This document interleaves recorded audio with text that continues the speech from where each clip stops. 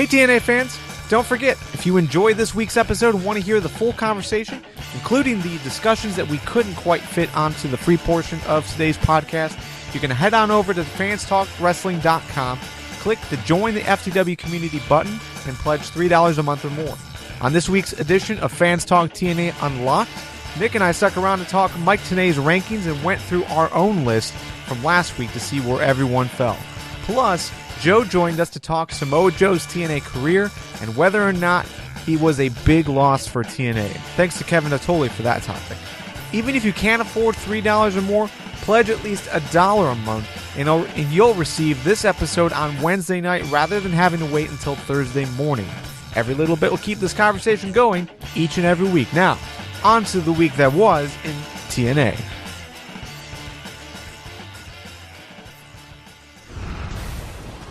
From the Fans Talk Wrestling family at fanstalkwrestling.com and in collaboration with TNAMecca.com, this is Fans Talk TNA. It's a weekly conversation about what's going on in the world of TNA and Impact Wrestling. After the episode is over, head on over to TNAMecca.com for more TNA conversations with fans just like you. This is episode 18. This episode was brought to you by the support of listeners just like you. This week, we welcome Chewy to the FTW community. You too can join the FTW community by clicking the Join the FTW community link in the show notes and pledging your support. My name is Garvin, and I'm once again joined by Nick. Say hello, Nick. Howdy, howdy. All right, so let's just jump right into the conversation. First, some shout-outs. Shout-outs to Kevin Natoli, Lewis Harris, Jav of Steel, Derek, TNA for Life, Kyle Williamson, and everyone else who left a comment and continued the conversation on TNAMecca.com this week. Here's a few things you guys said about last week's conversation. Last week we asked you guys if Jeff Hardy was deserving of a spot in the TNA Hall of Fame. Only Lewis Harris responded to that particular question, but he said, I would have no objection to Jeff Hardy being inducted, but I think I would prefer to see someone like Gail Kim go in before him. Nick, what do you think about Gail Kim? Do you think Gail Kim should get a spot before Jeff Hardy? Gail Kim's an absolute shoo-in. Just given what she's meant to the company overall, the first Knockouts champ, longest reigning Knockouts champ, I think she's done more in the company than Hardy has. So, yeah, I think I'd agree with that. I think she definitely means more to the company, at least for us fans, but it's kind of hard to, gauge where Jeff Hardy fits on that totem pole. For us, Gail Kim did something different. She made the Knockouts division important. It made the Knockouts division something worth watching, and for that alone, you need to put Gail Kim up there. Jeff Hardy, Jeff Hardy is Jeff Hardy. It's hard to really throw a definition on him. He's a guy that came over and brought a lot of excitement. He brought that name value, and he does bring quality to the show as far as like the spots that he delivers every single match. He's got the fan support, although at times he must start the chant and it takes him a little longer than normal people to get that chant going. But people do like Jeff Hardy. So, they both did something. I think Jeff Hardy continued to help bring some of those WWE fans over, or some of those fans who, weren't aware of TNA until like a Jeff Hardy came over. So I don't know. I think there's room for both of them in there. But yeah, if you had to go with one or the other this year, for me, it would be Gail Kim. Lewis Harris also said, sorry to say, but I thought it at the time, and my opinion hasn't changed 3 years later. The TNA Hall of Fame is redundant, and I have no idea what possessed them to start inducting people when TNA as a company was only 10 years old at the time.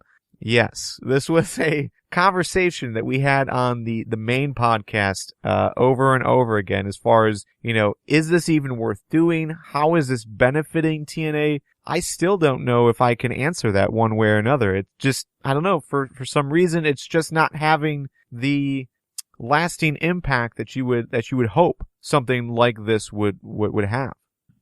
Honestly, it's felt a little bit like TNA trying to get something done to cut off the WWE. Putting Sting in the Hall of Fame. Right. Putting Angle in the Hall of Fame. Putting the Dudleys in the Hall of Fame. In the long term, I think Lewis is right. They don't have that bevy of talent that they can draw on to stock their Hall of Fame to make it look to make it look legitimate. Like the names they have in there right now, sure, but they don't have that big pool like the WWE at least used to, if not still has. Sure. So yeah, I could definitely see how it could be seen as short-sighted. Yeah, it's definitely short-sighted, but, as a fan, we have come to, well, except for Angle. I think Angle is the only one who has stuck around. But Sting, after Sting was inducted, he left. After the Dudleys were inducted, they left. So it's almost as if this is like TNA's way of saying goodbye to talent. And Angle, for sure, was on his way out. If given the opportunity, I think he would have signed with WWE. It just, for whatever reason, that just never came to fruition. So, yeah, I don't know. Sure. To me, it's like, it's almost as if this is TNA's way of thanking people before they jump. Yeah, the Rolex watches along with the inductions themselves, though, that's classic farewell, thanks for your time here thing. Yeah. And at the end of the day, I mean, who they have chosen, I think I'm okay with. Like Sting, I think was a good choice. Maybe not as your number one, but still, it was a good choice. Angle, I think, is a good choice. Dudley's definitely a good choice. So, I mean, who they have inducted thus far hasn't been a problem for me, but yeah, just totally agree with your sentiment, Lewis. All right, so this was the week after lockdown. So basically, we had the lockdown cooldown. Then this week, the main event and the main story was the gauntlet match, and the gauntlet match was going to determine who the number one contender was. Now I know what most were thinking. We've got these unlocked rankings, which and the unlocked rankings are supposed to tell you who the number one contender is, but instead we had this gauntlet, and it was a pretty good match. But overall, Nick, your wins of the week, what made this Impact good? There were a few things that really stood out to me. Mickie James coming back. We're not entirely sure that she's come back as a wrestler as well, but that's not much of a stretch to think that's the case. She made one hell of a promo in that segment with Bram. Oh, agreed. I can't remember her having better mic work, to be honest. And that little touch of realism there, since she and Magnus are engaged to be married, I think that really helped a lot. Also, the Grado match and the debut of Drew Galloway. I loved basically that entire segment. And it's going to be interesting because I wouldn't have figured that the BDC would be interested in this angle. So it's kind of an odd pairing. It's essentially ICW plus Al Snow against the BDC, which makes for some very interesting possibilities as to who else. Yeah, it is strange. Could come over. It is strange for sure. For BDC to get involved in that match, it didn't really make sense. But at the same time, looking at the realistic side of that, they came in to clear the ring out, and they got attacked by Drew Galloway. So who knows what they may have said, like what their real purpose was to go down there. It did seem odd. For me, my wins, I've got a few. I got a few things that I really liked a lot. The first was Tyrus. Tyrus eliminating 5 guys. He eliminated more people than anyone else in the gauntlet, and I thought that was a good way to start pushing that guy. Again, that's a little counterintuitive to what happened earlier in the card, but just the fact that he was allowed to look like a strong guy, like an angry wrestler who can dominate. I thought that was a good sign. The brutality of the Taryn versus Angelina Love match, I thought was fantastic. Those two went at it. I've never really been an Angelina Love fan, but the way that she went at Taryn Terrell, I thought was fantastic. It really got me excited again about the Knockouts division. To have, Taryn, Gale, Awesome Kong, whenever Havoc comes back, and then an Angelina Love that can deliver like that every week. I think you've got a really great division. And the other win for me was just the fact that MVP won. I thought that was the right choice. It was the guy that I wanted to face Lashley. Just the stories meshed really well. I thought all signs were going to point to Angle winning, but the fact that they went with MVP instead, I thought was a good move. Mm-hmm. Yeah, definitely agree with all those. All right, what about your fails? What went wrong for you? 2 things. I completely agree that Taryn's match was excellent. I am not necessarily a fan of how the post-match segment was handled, particularly Taryn getting knocked out. And even that wouldn't have been as bad, except Gail runs in and she and Kong stare each other down while Taryn just lays there. Right. It's not exactly making the champ look strong. Well, I completely understand why Gail Kim and Kong had that stare down, sure. But if it could have been backstage, or if Taryn wasn't there, just lying there helplessly. Was Taryn attacked from behind though? No, she and Kong slugged it out for a little while, and then Kong hit her with the implant buster. Yeah, my memory of that is really, really grainy. But I mean, I do remember her being there and laying on the ground for that last bit. I was okay with it. I thought it was fine. I mean, Kong should look unstoppable.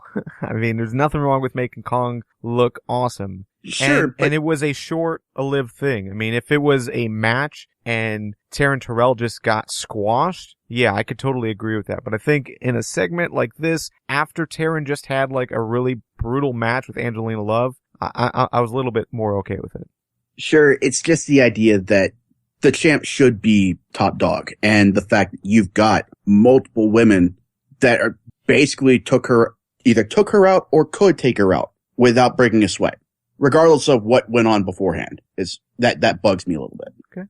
The other thing was it's kind of minor, and it's not even something I entirely dislike, but just the Revolution eating their own with Abyss hitting Manic with the Black Hole Slam. Yeah, I get he took the loss, so they punished him for it, but I don't like the precedent that sets, because next time Sonata's going to be the match, and if he loses, he's going to get taken out. And again, those two just haven't gotten anything out of this Revolution run, despite the fact that they were lost and James Storm found them so that he could build them up. True. And that hasn't happened at all. Yeah. And it's also been just really inconsistent.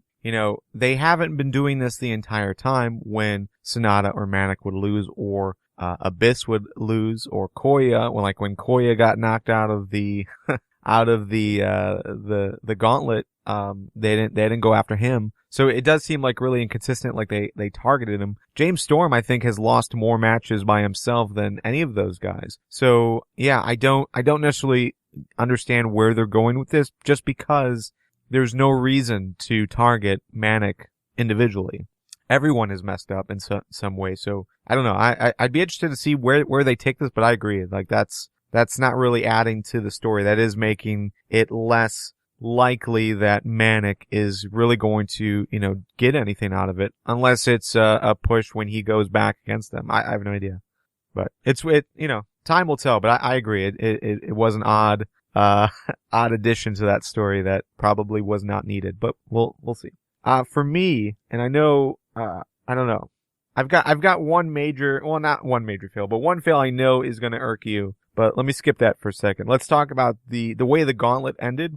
Again, I was totally cool with MVP winning. I thought that was great. That was good. That was the good pick. But just the way the last 4 eliminations happened, where basically Kenny King and Low Ki and Samoa Joe eliminated themselves from the match instead of having Angle really doing anything to knock them out of the ring. I thought it was just weak. I thought it was a really weak way to go about it. It made it obvious that Angle was going to, be in that final 2.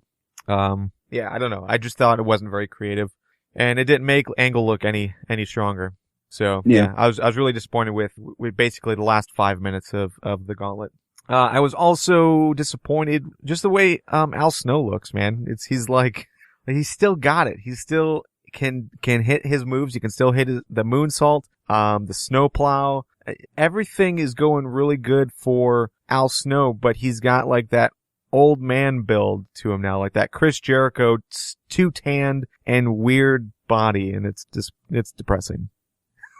Yeah, I've seen guys looking like that. Like when I was doing Taekwondo, I had an instructor that was older than Al Snow, but not quite as physically jacked, but dude was built. Sure. And it was kind of embarrassing to be working out alongside him. So I could see where you're coming from, but and it's just so different from what we remember of Al Snow. Like Al Snow was never like that really ripped guy. And now it's like that's the direction he's going, but it's just way too late in your career to do that. Yeah, I think that's mitigated by the fact that he's more of a trainer now. Yeah. Like he wrestles some indie scenes, and every now and again he's in a match on Impact. But yeah, It makes sense, but I completely understand what you're saying. All right, I'm going to use the words of Blue Cactuar to express my feelings here, so that you can point all of your anger towards him. Blue says, I can't get interested in anything Grado says and does. He just annoys me. That's how I feel as well. Grado, you're a son of a bitch. Grado, like, we had all that hype. And it really, like, this was my introduction to Grado, as far as a wrestler goes, and I thought he did not bring anything to the table. He had, like, that intro, and that was nice, I guess, but, overall, I don't know. Come on, that cannonball into the corner was sick. Done by so many other people and better by other people that to me it does not matter. I don't think so. How about his he had two moves and he used the high kick twice. So that big boot to the face, he used that twice. Wee boot. The wee boot. I just don't get where the hype is coming from now. To me there was so much controversy coming out of British boot camp of whether or not TNA made the right decision by going with Mark Andrews instead of Grado, because Grado was the guy that everyone was talking about. But now that I've seen him on TV, I can't understand why people were talking about him. On Impact, we've seen 2 spots with him, and he had one abbreviated promo that Al Snow cut it off before he could really get started. I think if Grado sticks around, I imagine he'll be sticking around at least through the UK tour, if not longer. I think he'll make it clear why he has the following that he has. Part of it, I think it's easy to understand. Commentary mentioned it. He's the everyman. He's not built like your standard wrestler. He's built more like us. Yeah. And the guy's got a really interesting character, or at least if not interesting, then entertaining character. He's basically Scottish Colt Cabana, which is why those two teamed up for a while in ICW as Iron Jew. It was a hilarious team to watch in action. Yeah. I think he's going to make a bigger impact than you're giving him credit for. Yeah. Well, I'm just saying, right, I'm going to hold off complete judgment until we see some more from him, but at this point, I'm not impressed. I don't understand the hype. I thought he didn't really bring anything worthwhile to the table. So. All right, El Snow, you and your old man buddy, get out of here. All right. So, yeah, overall, that was Impact. I think we covered everything. Grade. What would you give this week's grade? I'd bump it up to an A- from the B+ I gave last time around. All right.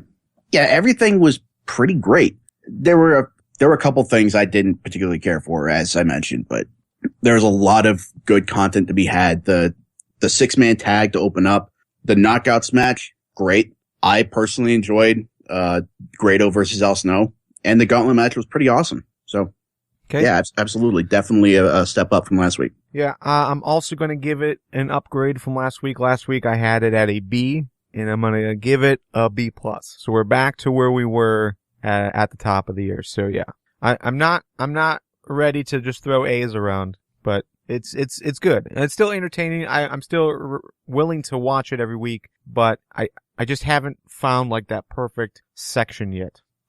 Big Dog in his ringside review this week on TNA Mecca gave it an A. So this was back in the A's. The ringside review had been giving a C and a B the last 2 weeks. So just to give you an idea of where they sit. So yeah, Bobby Lashley is still your Fans Talk TNA champion. He won it at Impact Premiere, so he will this week face off against MVP. Overall, your predictions for that match? I'm not entirely sure, to be honest. I can see Lashley retaining, but I don't see how that would help the BDC. With MVP winning? No, if MVP loses. Oh, right. If Lashley retains, I don't see where they go from there after losing that title match and Lockdown beforehand. They haven't had many big wins. So yeah, for them to lose at Lockdown and then pretty much the entire gauntlet except for MVP winning at the end, they really haven't looked strong the last month or so. So yeah, to have MVP lose, I agree it would make it hard to believe that they would be happy enough with each other to continue fighting this fight. Like you would have to start seeing some kind of demise or, them removing a member or something like that. Yeah, with that in mind, I guess you almost have to predict an MVP's favor. Yeah. I'm gonna agree with you. I think MVP wins. You know, the fact that no one stopped low-key Samoa Joe or Kenny King from continuing to get involved in the gauntlet match after they were eliminated tells me that they can do the same thing this week. There is no authority figure right now in TNA. There's no one to come down and stop that sort of thing. You're kind of depending on the refs to take control, and thus far they haven't. So as long as we don't have an authority figure, putting their foot down, I see them helping MVP win the title. Yeah, that was one thing I forgot to mention in my fails for the week, is that Kenny King grabbed the ankle and MVP knocked Angle out to win. With all those refs on the outside, how did they not see that? Yeah, I don't know. It just didn't make much sense to me. All right, any final thoughts before we head out? Yeah, to continue a line of thought that I mentioned in my fails, I'm starting to get misgivings about the Revolution storyline. Maybe for the first time since they brought it up. I don't really know. Well, I'll say I think making Storm and Abyss the tag team champions was a mistake. I don't see how that helps the rest of the team. I don't really see how that helps Storm and Abyss. And Storm and Abyss is just such a weird team to begin with. They don't really work together. I think it would have made much more sense to have Manic and Sonata in the tag team scene. Yeah. I think it would have made a lot more sense to have Storm pursue Top Gold and have Abyss be as heavy.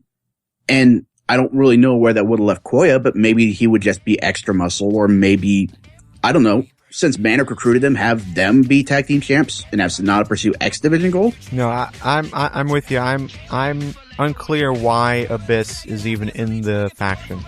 I feel like we still haven't received that explanation yet. So yeah, because Abyss is there, it has stopped the faction from being interesting, because he's the outlier. He's not someone necessarily that James Storm was helping. He's just a guy that didn't have anything to do, but James Storm knew that he could wrestle and dominate, so he partnered with him in the tag titles. Yeah, I think the story would have been much better if you would have kept Abyss out and put the titles on Manic and Sonata. Yeah, and Sonata, because right now this whole faction feels like a big failure.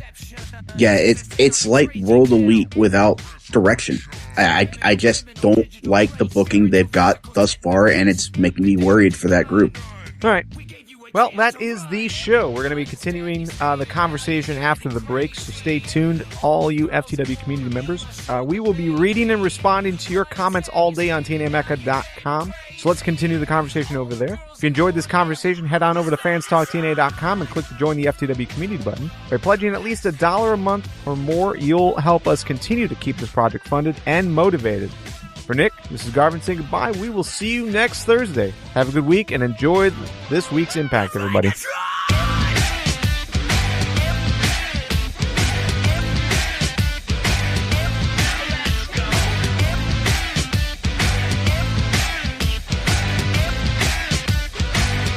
Now let's go. Okay, so I really didn't set a timer, but I know we're like at 7:45. Joe just stepped away. So let's quickly talk about the unlocked rankings this week. Alrighty. All right, so the unlocked rankings this week, according to Mike Tenay, we have EC3 is still at your number 5 spot. Then we have Low Key at number 4 because he went from number 3. I didn't really remember the explanation, but basically he was at number 3. Now he's at number 4 because despite the loss in the gauntlet match, he's still on a roll since winning the X Division. That's what Tenay said. I do remember him saying that. EY, because he's vicious. So EY at your number 3 spot because he bloodied up Tommy Dreamer. And then Kurt Angle's your number 2. He went from number 1 because he lost the gauntlet. And MVP 1 because it's logical to make MVP your number 1 contender because he is your number 1 contender. So that is Mike Tenay's list. I went ahead and I put some people around in our rankings. So let me know what you think. But basically, at your number 5 spot is a tie between Samoa Joe and Gunner. Samoa Joe went down a spot because he lost the gauntlet. Gunner is still there, even though he lost the gauntlet. I didn't really feel like a need to remove Gunner from the top 5 just because he lost, just because we only have 6 people. That's my thought. Number 3, tied for number 3 is Kurt Angle and Eric Young. So Kurt Angle lost in the gauntlet. EY, he won his match, but because he wasn't in the gauntlet, I didn't feel like putting EY above Kurt Angle yet, so I just have him tied. Winning against Tommy Dreamer, I don't think is enough to raise a full spot in the rankings. I wouldn't have any ties Really? right now. I would drop Gunner out